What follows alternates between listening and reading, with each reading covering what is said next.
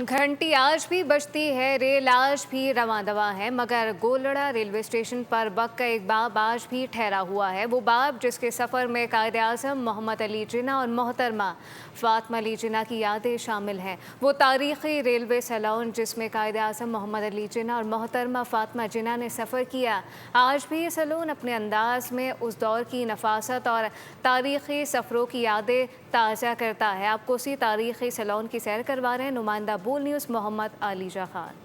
कायद-ए-आज़म और मोहतरमा फ़ातिमा जिन्ना के सफ़र की यादें महफूज करने वाला तारीख़ी रेलवे सैलून, जिसका लिविंग रूम उस दौर की नफासत और वक़ार का खूबसूरत अक्कास है।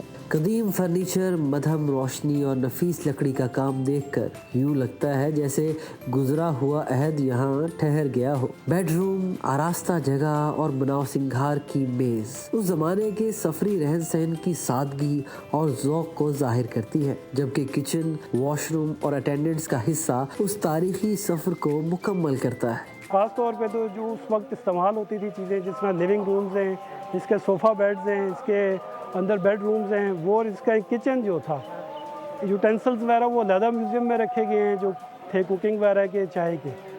जो स्टोव वगैरह वो पड़ा हुआ है, बेडिंग वगैरह, कर्टन्स वगैरह वो उसी तरह प्रिजर्व किए गए हैं। तारीख की यही खूबसूरती है, कुछ यादें किताबों में महफूज रहती हैं और कुछ जगह खुद गवाह बन जाती हैं।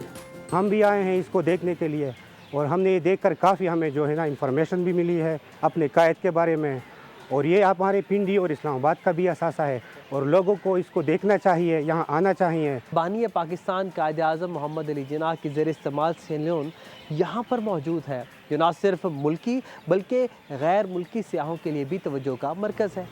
कैमरामैन हरूम मुगल के साथ मोहम्मद आलिजा खान, बोल न्यूज़, इस्लामाबाद।